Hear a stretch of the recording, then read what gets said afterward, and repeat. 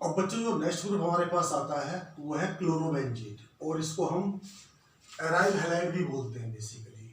आप इसको aryl halide भी बोल सकते हैं।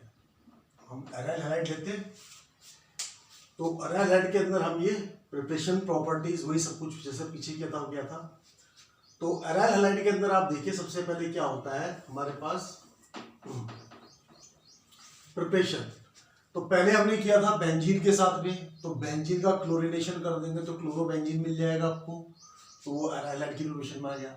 अगर आपने ब्रोमिनेशन कराया है तो ब्रोमोबेंजीन मिल जाएगा, आयोडीनेशन कराया तो आयोडोबेंजीन मिल जाएगा। तो ये सब हम आपको बेंजीन के चैप्टर में बता चुके हैं। अब उससे आगे जो नेक्स्ट सेक्शन आता है ये है बेंजीन डाइजोनियम क्लोराइड। इसमें आप CuCl HCl डालेंगे तो क्लोरोबेंजीन प्लस N2 देगा।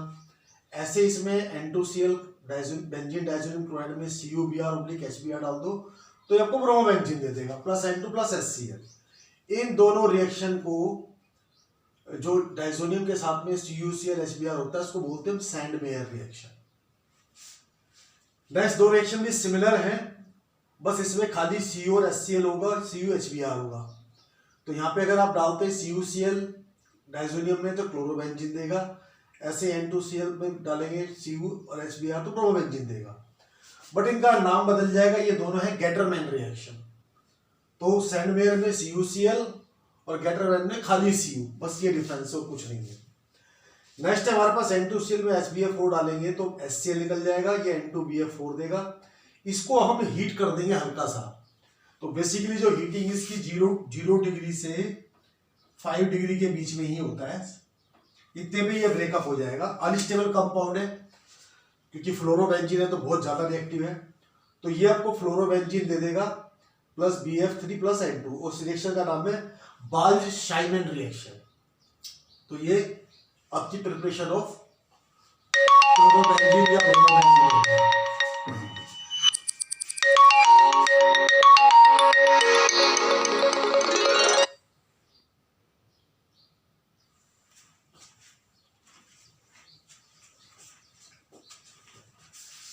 अब इसमें बेटा आता है नेक्स्ट हमारा प्रॉपर्टीज। तो प्रॉपर्टीज में क्या है बेसिकली आप देखेंगे तो सबसे पहले प्रॉपर्टीज से पहले आपको कुछ एक बेसिक चीज समझाना है। जब तक आप वो नहीं समझोगे आपको प्रॉपर्टीज समझ में नहीं आएगी। तो पहला है रेजोनेंस। देखिए बेंजीन रिंग जो होता है वो रेजोनेंस में जाता है। किस तरीके से जाता है अब देखिए, ये आपके पास क्लोरीन है, एक क्लोरीन के पास 7 इलेक्ट्रॉन्स होते हैं, 1 2 3 4 5 6, और एक इसने शेयर किया कार्बन के साथ में। तो आप ये ध्यान रखिए। तो क्लोरोबेंजीन में से ये जो क्लोरीन के ऊपर इलेक्ट्रॉन है वो बेंजीन रिंग में, क्योंकि डबल बॉन्ड है यहाँ पे इलेक्ट्रॉन की डेफिशिएंसी है तो ये खींचेगा अपनी तरफ। तो ये खींचेगा क्यों? क्योंकि इसकी डेफिशिएंसी है। जब ये खींचेगा यहां से तो ये जो 2 इलेक्ट्रॉन है ये डबल बॉन्ड यहां बना लेंगे, तो ये क्लोरीन बन जाएगा डबल बॉन्ड, और यहाँ पे प्लस चार्ज आ जाएगा क्लोरीन के ऊपर। अब जैसे ये डबल बॉन्ड बनेगा तो ये डबल बॉन्ड के जो 2 इलेक्ट्रॉन है वो इलेक्ट्रॉन रिलीज हो जाएंगे। जब वो रिलीज हो जाएंगे तो वो दोनों इलेक्ट्रॉन इस जगह पर आ जाएंगे और इस पे नेगेटिव चार्ज आ जाएगा। तो ये 2 इलेक्ट्रॉन यहां पर आ गए, इसके पास नेगेटिव चार्ज आ गए, ये जो डबल बॉन्ड टूटा था उसके 2 इलेक्ट्रॉन इस तरफ आ गए। अब ये 2 इलेक्ट्रॉन आ गए तो क्योंकि यहां भी डबल बॉन्ड है ये भी इसको खींचेगा अपनी तरफ। तो जब ये खींचेगा तो ये जाएगा यहां पर। देखिए यहां पर जाने से आपको देखिए क्या होता है कि इधर आपने डबल बॉन्ड लिया तो कार्बन की वैलेंसी 4 बन गई थी यहाँ पे हर जगह, लेकिन यहां पर आने से क्लोरीन की जो बेंजीन के अंदर कार्बन है उसकी वैलेंसी 4 नहीं हो पा रही है। अगर आप डबल बॉन्ड यहां लगाएंगे तो ये इलेक्ट्रॉन 5 हो जाएंगे, इधर लगाएंगे तो भी इलेक्ट्रॉन 5 हो जाएंगे। तो कहने का मतलब है कि ये पोजीशन जो है वो एग्जिस्ट ही नहीं करेगी तो बहुत कुछ सेकंड्स के लिए, सेकंड्स में नहीं कहता, मिली सेकंड माइक्रो सेकंड का सेकंड के करोड़ों वैसे तक भी हो सकता है। तो ये एकदम से यहाँ पर स्टेबल नहीं होगा, तो ये यहां से फिर स्विच करके फिर इधर भागेगा। जब ये इधर आ जाएगा तो कार्बन के दोनों तरफ डबल बॉन्ड लग जाएंगे। तो जब डबल बॉन्ड लग जाएंगे तो अब कार्बन की वैलेंसी वापस 4 हो गई, तो यहाँ पे यह स्टेबल हो जाएगा।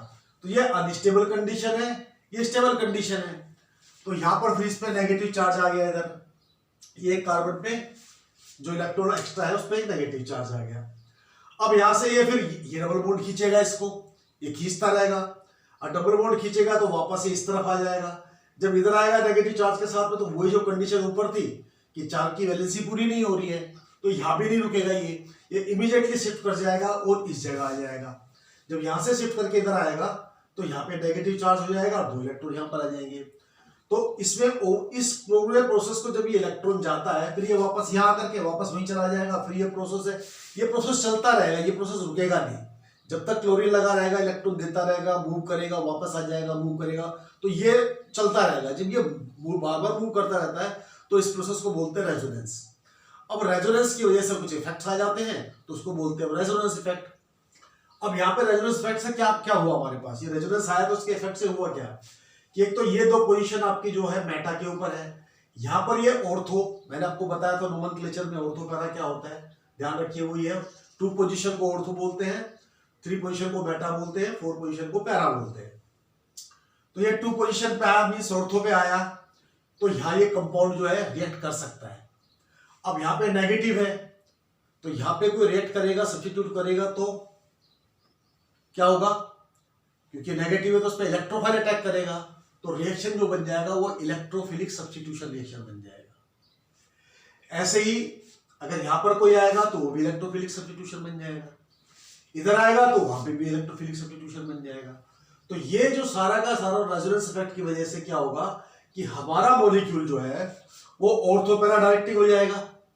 तो जो ऑर्थो पैरा डायरेक्टिक है और ये एक्टिवेटिंग ग्रुप होते हैं, मतलब ये लोन पेयर देगा तो ये एक्टिवेट करेगा ऑर्थो पैरा को, अगर ये इलेक्ट्रॉन नहीं देगा तो ये एक्टिवेट नहीं करेगा। तो ऐसे ग्रुप को हम एक्टिवेटिंग ग्रुप बोल देते हैं, और इन पे जो भी रिएक्शन होगा वो इलेक्ट्रोफिलिक सब्स्टिट्यूशन रिएक्शन होगा।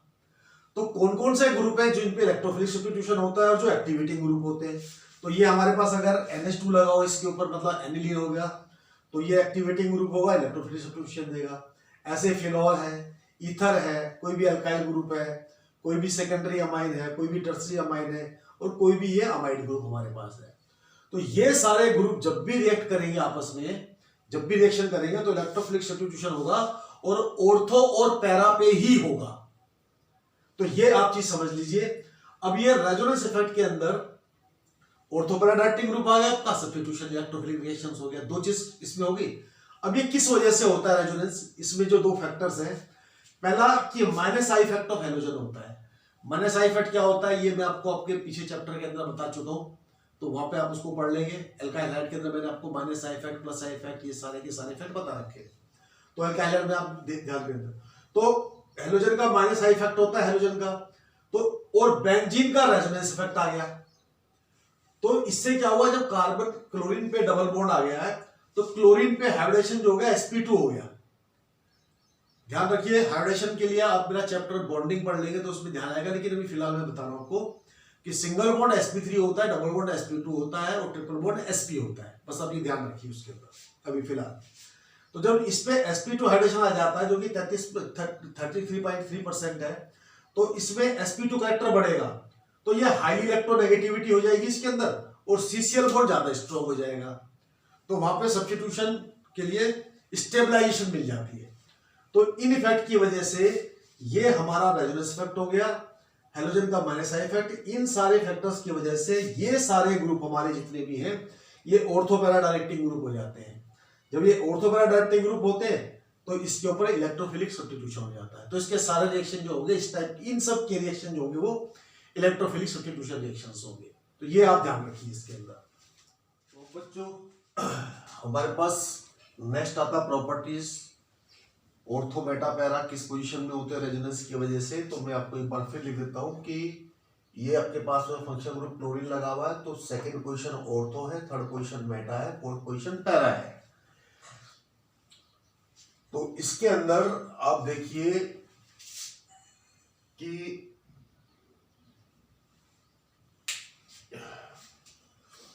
अगर आप डालते हैं Cl2, क्लोरीनेशन करवाते हैं इसके अंदर क्लोरोबेंजीन में, तो क्लोरीनेशन मैंने आपको बताया था कि FeCl3 हमको चाहिए होता है या AlCl3 चाहिए होता है। तो इसके अंदर एक Cl यहाँ पे लगा है, एक पैरा पे लगा है और एक HCl निकला है। अब इसको आप देखिए कि ये मिक्सचर बनेगा हमेशा, और जो मिक्सचर बनेगा, मिक्सचर बनने का कंपोजिशन है कि जो पैरा पोजीशन है वो 80% तक बनेगा और ये माइनर पोजीशन 19% तक बनेगा, और ये HCl जो बना है वो 1% तक बनेगा। तो ये इसका रीजन है कि सपोज आप इसमें 100 ग्राम ये लेते हैं, 100 ग्राम ये लेते हैं, तो आपका 160 ग्राम ये बनेगा, 38 ग्राम ये बनेगा, 2 ग्राम ये बनेगा, मतलब ये मिक्सचर देगा हमेशा। तो जब भी कंपाउंड जो मैंने आपको पहले बताया था ऑर्थो पैरा डायरेक्टिव वाले कंपाउंड है, वो सारे के सारे ऑर्थो पैरा का मिक्सचर देंगे। तो यहाँ पे ये Cl है, ortho plus para plus HCl, ऐसे ब्रोमिनेशन करेंगे तो ऑर्थो पैरा पे ब्रोमीन मिल जाएगा HBr के साथ में, ऐसे I2 डालेंगे तो ऑर्थो पैरा पे I मिल जाएगा। ऐसे ही आप सल्फोनेशन करेंगे तो सल्फोनेशन में आपने देखा था बेंजीन रिंग पे SO3H जाता है, वाटर निकलता है, तो यहाँ भी वही होगा। तो ये वाटर निकलेगा इस H में से, यहाँ पे जो ये एक H है ये मैंने आपको ऐसे दिखा दिया है, पैरा के ऊपर H और ये H, ये वाला H और ये वाला H रिएक्शन करेगा। तो ऑर्थो का तो ये H हो गया और पैरा का ये H हो गया। तो ये ऑर्थो पैरा के H रिएक्ट करेंगे तो वही वाटर निकालेगा OH, और ये वाला H मिलके वाटर निकाल देंगे, तो SO3H और SO3H जुड़ जाएगा इसके अंदर। ऐसे जब HNO3 डालेंगे तो वाटर निकलेगा ऑर्थो और पैरा से, तो ये आपको NO2 ऑर्थो पे प्लस पैरा पे देगा प्लस H2O दे देगा। ऐसे आप फिडरक्राफ्ट अल्काइलेशन करेंगे तो CH3 group ortho plus para पे लग जाएगा और Cl जो है H के साथ बाहर निकल जाएगा। ऐसे आप फिडरक्राफ्ट असाइलेशन करेंगे तो COCH3 आपको ऑर्थो प्लस पैरा पे मिल जाएगा, HCl बाहर निकल जाएगा। तो ये आपका मेजर माइनर, ये सारा का सारा आपका मेजर है, मतलब कि पैरा सारा मेजर होगा और ऑर्थो सारा माइनर होगा। तो ये आपका कंसेप्ट है। ऐसे ही आप अगर क्लोरोबेंजीन में जिंक डालेंगे रिडक्शन होकर के तो ये आपको बेंजीन दे देगा। ये बेंजीन की प्रिपरेशन में कर भी चुके हैं पहले।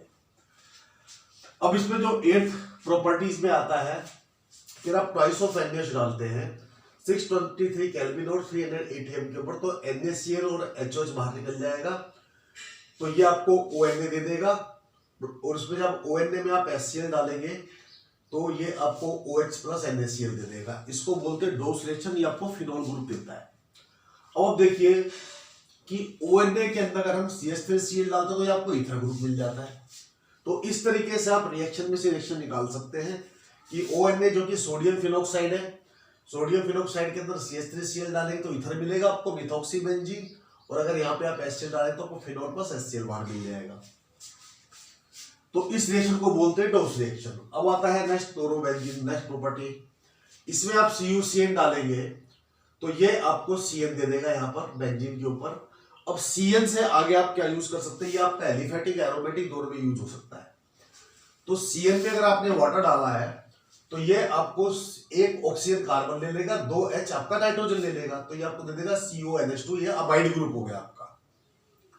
इसमें फिर आप वाटर डालेंगे तो C के पास 2 O चले जाएंगे और N के पास 4 H चले जाएंगे, तो NH4 पॉजिटिव हो जाएगा, CO नेगेटिव है ऑलरेडी, तो यह बन जाएगा अमोनियम बेंजोएट। अब अमोनियम बेंजोएट को आप हल्का सा हीट कर दीजिए तो NH3 बाहर आ जाएगा, ये आपको बेंजोइक एसिड दे देगा। तो इस तरीके से अगर आप किसी साइनाइड से एसिड बनाना चाहते हैं तो ये आपको यूज कर सकते हैं। अब इसमें अगर साइनाइड में आप ट्वाइस ऑफ H2 डायरेक्ट डालते हैं तो ये डायरेक्ट भी हो सकता है। अगर आप साइनाइड के अंदर ट्वाइस ऑफ H2 हीट डालते हैं डायरेक्ट, तो ये डायरेक्ट भी दे सकता है। तो आपको अमाइड बनाना तो यहाँ पे यूज कर लीजिए, इस वाले ट्रैक को यूज कर लीजिए। अगर आपको अमोनियम बनाना है, अमोनियम बेंजोएट, तो इस वाले ट्रैक को यूज कर लीजिए। आप सीधा भी कर सकते हैं, और आपको सीधा कार्बोक्सिलिक बनाना तो ट्वाइस ऑफ H2 हीट डाल के आप सीधा कार्बोक्सिलिक भी बना सकते हैं। तो ये इसका एप्लीकेशन में काम आएगा। ऐसे ही आपके पास में क्लोरोबेंजीन में अगर आप ट्वाइस ऑफ NH3 डालते हैं तो ये कौन सा ग्रुप कहां पे जा रहा है, मैंने रेड के और ब्लैक के हिसाब से लिख दिया, आप समझ लीजिए। तो ये दो NH2 ट्वाइस ऑफ NH3 को मैंने ब्रेक करके लिख दिया NH2 NH2 H और H।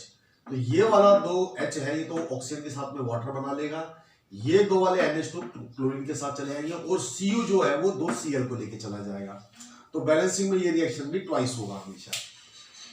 तो ये आपको देगा twice of NH2 that is एडिलीन plus twice of CuCl plus H2O। तो ये आपका प्रोडक्ट हो गया। अब आप एडिलीन का यूज कैसे कर सकते हैं कि NH2 में आप HNO2 और HCl डालेंगे तो ये आपको N2Cl दे देगा प्लस H2O और प्लस ट्वाइस ऑफ H2O। तो ये N2Cl आपका बेंजीन डाइजोनियम क्लोराइड है, इसका बार बार यूज आया तो मैंने इसको आपको बनाना अभी यहीं पे सिखा दिया है कि एनालिन से आप ये रिएक्शन करेंगे तो आपको सीधा डाइजोनियम क्लोराइड देगा प्लस ट्वाइस ऑफ H2O देगा। अब आप देखें जैसा आपने एलिफेटिक में वुड सिलेक्शन किया था यहाँ भी हो सकता है। तो ये आपके पास में 2 क्लोरोबेंजीन आपने लिया है, अगर आपने इसमें ट्वाइस ऑफ Na डाला है तो ये दोनों Na दोनों Cl के साथ चले जाएंगे और बेंजीन यहाँ जुड़ जाएगा, तो ये आपको डाइफिनाइल या बाइफिनाइल दे देगा प्लस ट्वाइस ऑफ NaCl, और इस रिएक्शन का नाम है फिटिंग रिएक्शन। अब ये दोनों एरोमेटिक थे, सपोज आप इसमें एक एलिफेटिक लेते हैं एक एरोमेटिक लेते हैं तो रिएक्शन वही रहेगा, दोनों Cl निकलेंगे, तो लेकिन यहाँ पर आपको टोलिन मिल जाएगा plus twice of NaCl, Na के साथ ये Cl चले जाएंगे तो आपको टोलिन मिल जाएगा। तो एक आपने एरोमेटिक लिया एक एलिफेटिक लिया, तो एक वुड्स का हो गया फिटिक का हो गया, दोनों का नाम मिक्स होकर बन गया वुड फिटिक रिएक्शन। अगर आप इसमें Cl की जगह I लेते हैं तो भी आपको डाइफिनाइल मिलेगा, लेकिन यहाँ पर Cu के साथ 2 I निकल जाएंगे, नाम रिएक्शन का बदल के उलामेन रिएक्शन हो जाएगा, बस ये आपको ध्यान रखना है। ऐसे किसी भी एराइलाइड में आप Mg डालते हैं तो ये आपको RMgX, तो यहाँ पर बन गया आपका फिनाइल मैग्नीशियम ब्रोमाइड, तो ये आपका ग्रिग्नार्ड रिएजेंट हो जाएगा। ये ग्रिग्नार्ड रिएजेंट बहुत यूज होगा आगे चल के, तो इस ग्रिग्नार्ड रिएजेंट को आप समझ लीजिए कि एलिफेटिक में भी ग्रिग्नार्ड बनता है और एरोमेटिक में भी ग्रिग्नार्ड बनता है।